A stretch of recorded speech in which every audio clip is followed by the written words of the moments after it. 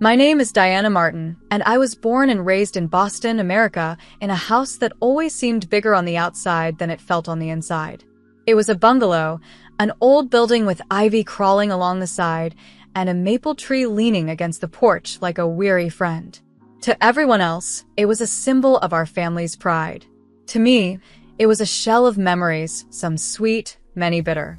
My father, Robert, would often say, "This house is our legacy, Diana," as if the roof and bricks were more important than the people living inside. My mother, Helen, liked to polish the floors and talk about the glory of our family name, though I could never see the glory she bragged about. My older sister, Marilyn, however, basked in all of it, like she had been born for the applause that seemed to follow her around. The day of Marilyn's birthday was a spectacle, as everything about her seemed to be. The bungalow was packed with relatives, neighbors, and family friends.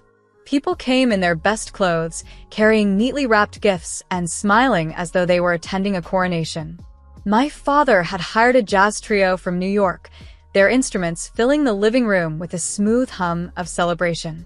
There were flowers on every table, food in every corner, and glasses of champagne being carried around as though we were the wealthiest family in Boston. In truth, the food was bought on credit and the musicians were paid in installments, but no one needed to know that. All anyone cared about was the show, and my father was a man who loved his show. I stood near the back of the room, holding a glass of sparkling water and trying to blend into the wallpaper. That night was not about me, and I knew better than to make it so. I watched as Marilyn floated through the crowd in a silk blue dress, her hair pinned up like she was the star of a movie. Everyone adored her. Her smile, her laugh, her effortless way of making each person feel special. I had learned long ago that she didn't have to try very hard. People wanted to love her, and so they did. When the time came for gifts, the room grew silent with expectation. My father, standing tall with his chest puffed out like a proud rooster, held a small velvet box in his hand. He called Marilyn to the center of the room, where the jazz stopped and every eye turned. With a flourish, he opened the box and revealed a shiny golden key. To Marilyn, he declared, his voice rich with pride, "I give you the family mansion on Beacon Hill. It is yours now. May it be your crown, your castle, your inheritance." The crowd erupted in applause. Marilyn gasped and pressed her hand to her chest as though she couldn't believe it. My mother threw her arms around her. The air was thick with congratulations, laughter, and joy. The mansion, our so-called jewel, was a 3-story building in one of Boston's wealthiest neighborhoods, valued at nearly $2.5 million. It was the kind of gift people dreamt of, and my sister had received it like it were the most natural thing in the world.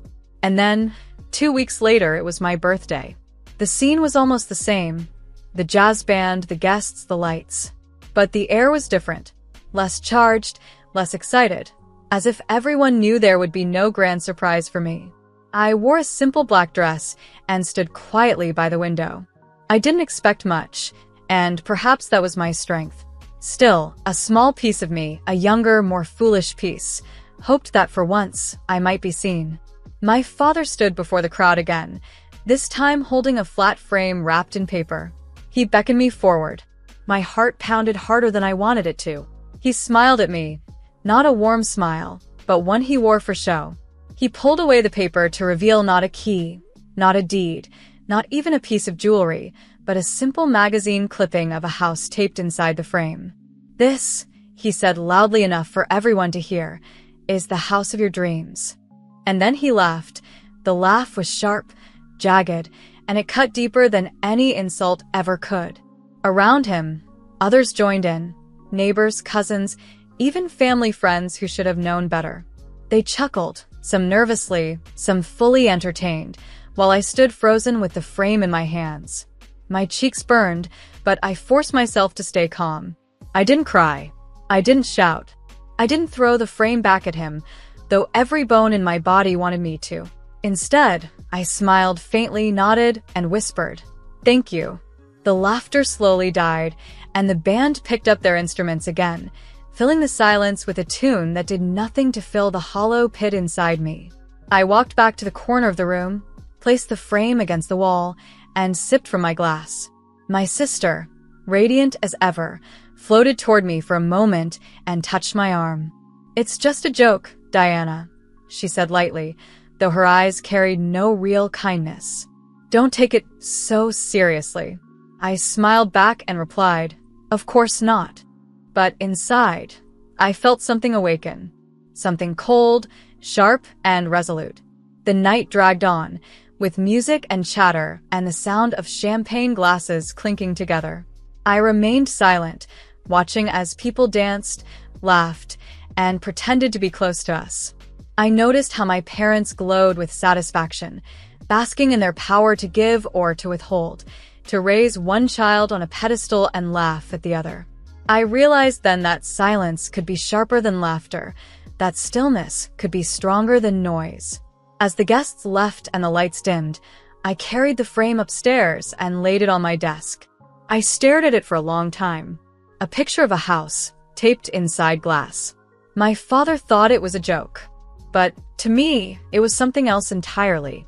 It was a reminder of how little they thought of me and how much they underestimated me. I knew a truth that none of them knew, not my father, not my mother, not even Marilyn. The truth was written on a piece of paper I had kept hidden in a folder inside my desk drawer. The deed to the very bungalow they were living in, signed by my grandmother and sealed by the county clerk. The bungalow was mine. It had been mine since the day my grandmother passed, though no one had bothered to ask. And so, as I lay in bed that night, listening to the quiet creak of the maple tree outside my window, I promised myself this. Tomorrow, I would no longer be silent. Tomorrow, they would see the strength behind my quiet. Tomorrow, I would remind them whose house they were truly living in.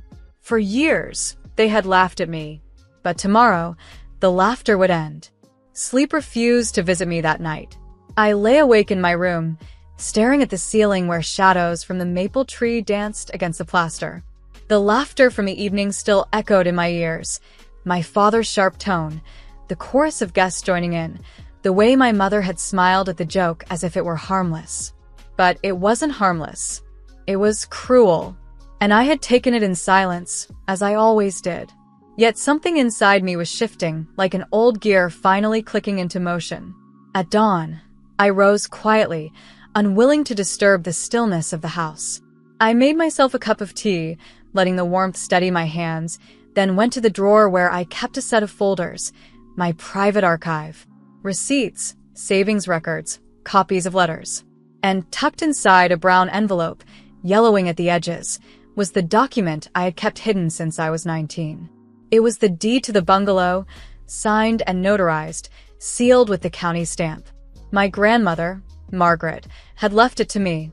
She had trusted me. On the day she slipped that envelope into my hands, she had whispered, "You have a steady head, Diana. Keep this safe. Someday you will need it." I had not known what she meant, but I kept it anyway, as carefully as one might guard a treasure. Now I understand. With the deed in my hand, I dressed, pulled on my coat, and left the house. The air in Cambridge was crisp, carrying the smell of coffee shops opening their doors and bakeries laying out bread. I walked into a copy shop just as the clerk was lifting the blinds. The place smelled faintly of ink and warm paper. My voice didn't tremble when I asked for copies. The man behind the counter glanced at the document, raised an eyebrow, but said nothing. He slid the papers back to me, crisp and clean. I added one more page, a letter written in sharp, simple words. Vacate the premises within 30 days. Title in my name. Deed attached. I signed it with my full name, Diana Margaret Martin. The copies cost me $2.50, and I placed the receipt in my wallet with care. As I stepped out into the morning sun, I felt taller, as though my body finally matched the weight of the truth I had carried for years. When I returned to the bungalow, my parents were still in their clothes from the night before. My father sat in his chair, his tie loosened, a smug satisfaction still lingering on his face. My mother was sipping cold coffee, looking tired but content. They barely glanced at me when I entered the kitchen. Without a word, I placed 2 envelopes on the table. "Please read," I said simply. My father smirked. "What's this now? A birthday card you forgot to give me?" He tore open the envelope with dramatic flair, clearly expecting some harmless trinket. His eyes skimmed the words. At first he chuckled, but then his brow furrowed. The color in his face drained as he reached the second page, the deed. His hand shook slightly as he read the county stamp, the record number, the unmistakable legal weight of it. This must be a mistake," he muttered, his voice thinner than I had ever heard it. "It is not a mistake," I said calmly. "Grandma left the bungalow to me. You never asked. You never checked. You just assumed it was yours." My mother leaned forward, snatching the paper from his hands. She read quickly, her lips pressing tighter with each line. When she finished, she looked at me with wide, startled eyes, as though she had seen a ghost. "Diana, why didn't you tell us?" she whispered. "Because you never cared to ask," I replied. My voice was even, but inside I was trembling. Not with fear, but with a release of something that had been trapped for years. The house fell into a silence, so thick it felt as though even the maple tree outside had stopped moving.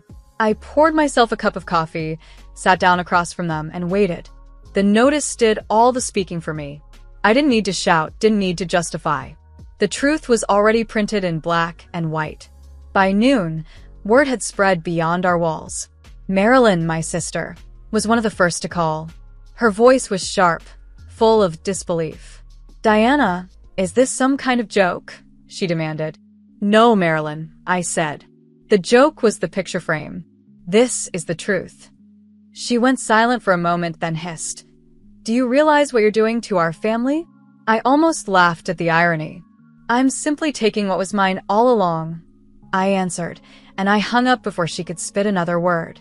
Neighbors whispered. A few relatives called. The same people who had laughed at me at my birthday party now lowered their voices to gossipy murmurs. I let them twist the story, let them speculate. None of it mattered. For once, I was the one holding the pen, and they were merely reading from the pages I had written. That afternoon, I began to pack. My room, once the smallest and most overlooked in the bungalow, became a flurry of boxes and bags. I folded clothes into neat piles, stacked books in careful order, and placed keepsakes into a single suitcase. It was not much. I had never been one to collect more than I needed. I had lived simply, quietly, while my sister demanded the world. When I opened my desk drawer, I counted my savings. $8,400, every dollar saved from years of steady work at the publishing office, every extra shift, every bit I had refused to waste. I slipped the cash into a plain envelope, along with my passport and my grandmother's letter. The envelope felt heavy in my hands, though I knew it was not the weight of paper, but the weight of choice. I sat on my bed and stared at the boxes. A strange peace settled over me. For the first time in my life, I felt control, not the illusion of control, not the scraps of attention tossed my way when convenient, but real, solid control. The kind you can touch. The kind you can claim. Downstairs, my parents were whispering. I caught pieces of their conversation. Fear, denial, anger. My father raised his voice once or twice, but it never reached me the way his laughter had. Their voices were distant, muffled, fading. I realized then that they were already part of my past. As evening fell, I stood by the window, looking out at the maple tree that had grown with me since childhood. Its branches swayed gently, as though nodding approval. Tomorrow would bring more conflict, more apologies perhaps, maybe even more laughter at my expense. But none of it mattered anymore because tonight, I had taken the first step. The house was mine. The truth was mine, and the silence I had carried for years had finally been broken. That evening, after the weight of the notice had sunk into the walls of the house, my parents came to find me. I was sitting in the living room, a lamp glowing softly beside me, my hands folded over my knees. For once, I did not move when they entered. I did not rise to meet them, did not bend myself to their moods. I simply waited. My father's voice, once so sharp and commanding, was small. "Diana," he said, "we're sorry. We didn't know. We were blind." His words wavered as though spoken through cracked glass. My mother stood beside him, her hand resting on his arm. She nodded, her face pale. "We should have treated you better," she added, softer, almost pleading. I looked at them both. For a moment, I thought I saw them not as parents, but as two ordinary people, flawed, fragile, frightened. And yet, the memory of their laughter the night before still burned in me like a fresh scar. I thought of the picture frame, of the clipped magazine house, of the guests who had laughed at my expense. A joke worth nothing, handed to me like an insult. "I accept that you are sorry," I said slowly, my voice steady. "But you must leave. The notice stands." Their faces shifted, disbelief hardening into resistance. My father's temper rose, his voice sharp again. "You can't mean this. This is our home. We raised you here." "No," I said, standing at last. "You raised yourselves here. You raised Marilyn here. But me? You mocked me here. You ignored me here. And now, the law is clear. The deed is in my name. You are guests in a house that belongs to me." Shouting filled the room, his, not mine. My mother's voice joined his, desperate, tangled with pleas and excuses. But I did not shout back. I had no need. The papers had spoken for me, and the truth did not require noise. When the shouting subsided, I walked to the phone and dialed Maya, my friend in Chicago. She answered on the second ring, her voice warm and alive. "Diana, what's going on?" "I heard something from Marilyn, something about lawyers." I told her everything, from the birthday humiliation to the notice I had delivered. I did not embellish, did not dramatize. I told it as it was, and Maya listened without interruption. When I finished, she exhaled sharply. "You did the right thing," she said firmly. "And listen, you can come stay with me. No rent, no strings. Just come. We'll find you a place of your own." Her kindness felt like a lifeline thrown across a storm. "Thank you," I whispered. That night, I sat at my desk and booked a one-way ticket to Chicago. $179, a small price for freedom. As the confirmation email arrived, I felt the first true smile rise on my lips in days. The next morning, I called a real estate agent. His name was Thomas Reed, a brisk man with a steady handshake and eyes that scanned every detail of the bungalow like a hawk. Within hours of listing, offers began to pour in. People adored the porch, the maple tree, the storybook look of the old home. One offer stood out, $612,000, the highest by far.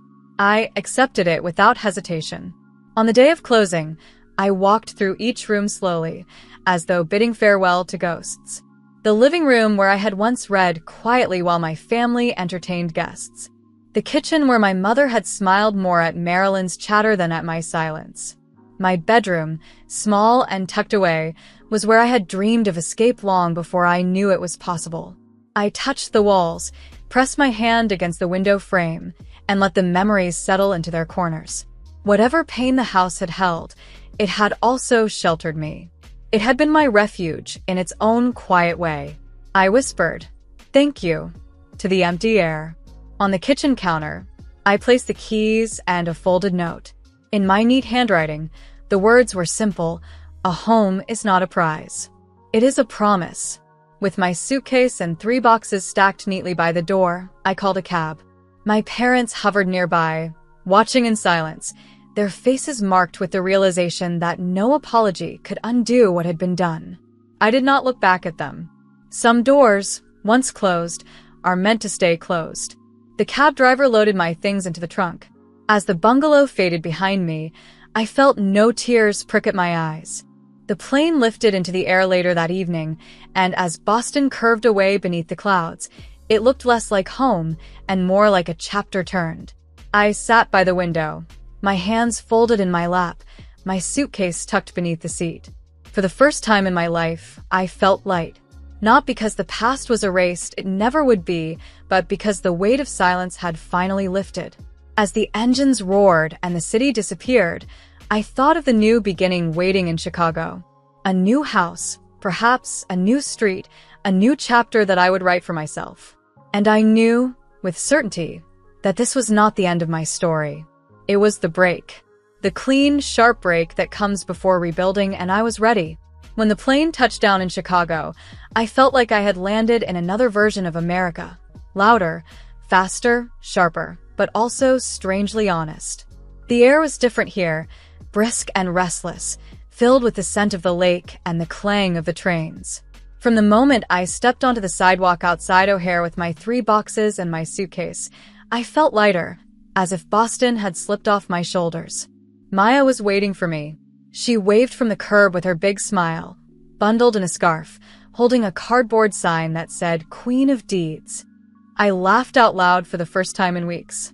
She hugged me tight, and for a moment I thought, this is what family should feel like. Not obligation, not ridicule, but care freely given.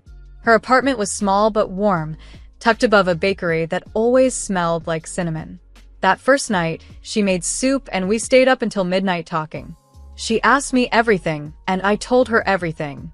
She didn't flinch when I told her how my father had laughed at me, or how the guests had joined in. She didn't say, don't take it so seriously. She said, that was cruel, but you survived it. The next morning, she handed me a spare set of keys. Stay as long as you need, she said. I promised her it would not be long. I had no intention of living on someone else's kindness, even hers. I wanted my own space, my own key and my own lock. During the first week, I bought a pair of strong boots for $120 and learned which bus route followed the lake. I walked through the downtown streets, the tall glass towers reflecting the sky like mirrors, the hum of the L train rattling above me. I felt small but not invisible, just one life among millions, free to make my own way. Maya and I began the hunt for my new home. We scrolled listings, toured apartments, and peeked into condos. Some were too small, some too cold, some too grand for what I wanted. I was not searching for another mansion, not a stage for people to applaud themselves on. I wanted a house that breathed quietly, that waited for me without judgment. On the 3rd Saturday, we found it. It was a brick house in Lincoln Square, tucked on a quiet street lined with trees that bent low in the wind. The house had ivy climbing up its walls, a narrow yard where I imagined planting herbs, and a door painted deep green. Something about it made me pause. It wasn't flashy, it wasn't enormous, but it looked alive. It looked ready for someone to choose it. The price was $485,000. It was more than I had planned, but between the sale of the bungalow and my savings, it was within reach. I paid a deposit of $24,000 that very week. A month later, the papers were signed. The house was mine. Walking through those empty rooms for the first time, key in hand, I felt something I had never felt before. Peace. No tension in my shoulders, no weight pressing against me. Just space, quiet, waiting mine. I bought a second-hand couch for $300, a sturdy oak table for $90, and hung a framed print of a map of America and Europe on the living room wall. I wanted those 2 shapes in my home, symbols of where I stood and what I could dream of, 2 words I could say without hesitation. On the first night, I sat on the floor with takeout pizza and whispered into the emptiness, "This is the house of my life." And then I laughed, not cruel, not loud, just free. In time, I began to build a circle. At work, I met Bobby, a kind man who fixed printers and never made jokes at anyone's expense. He had a quiet strength, the kind that doesn't need to announce itself. We had coffee by the river and talked about books, about music, about the simple things. Through him, I met his sister Lucy, who owned a small bookstore and laughed like a bell. She introduced me to poetry I hadn't touched since college. And of course, there was Maya, still anchoring me with her warmth. The 4 of us began to gather often.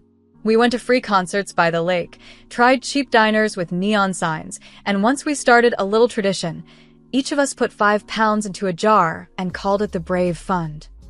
That jar sat on my kitchen counter, reminding me that courage can be as simple as saving for something unseen but certain. Letters arrived from my parents. Some were pleading, some apologetic, some angry. They wanted to visit, to talk things through. I never opened them. They sat in a drawer unopened, because a boundary is a door you keep shut, and I had learned the difference between forgiveness and permission. Neighbors began to stop by. They noticed the ivy, the deep green door, and the way I planted herbs in the narrow yard. They asked about the maple cutting I had placed in a pot by the window, a piece of the old tree I had taken from Boston before leaving. When people came in, they looked around and said, "This feels like you." I would smile and tell them a story. Not the whole story, but enough. I was once handed a picture of a house as a joke, but I answered with a deed. I was mocked, but I turned silence into strength.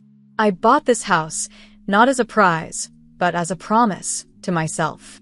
They would nod, sometimes with tears in their eyes, because even if they didn't know the details, they understood the truth, that life is not about what is given to you, but what you claim for yourself. Now, every morning, I rise early. The light slips across the table and glows against the map of America on the left, Europe on the right. I make my coffee, water the herbs, and count my small joys.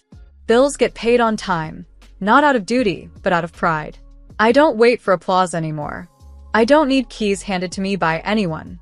The house is mine. Life is mine. The voice is mine. And when I stand at the green door each evening, turning the key, I remember this. Once, I was the quiet daughter, overlooked and mocked. Now, I am the woman who writes her own ending.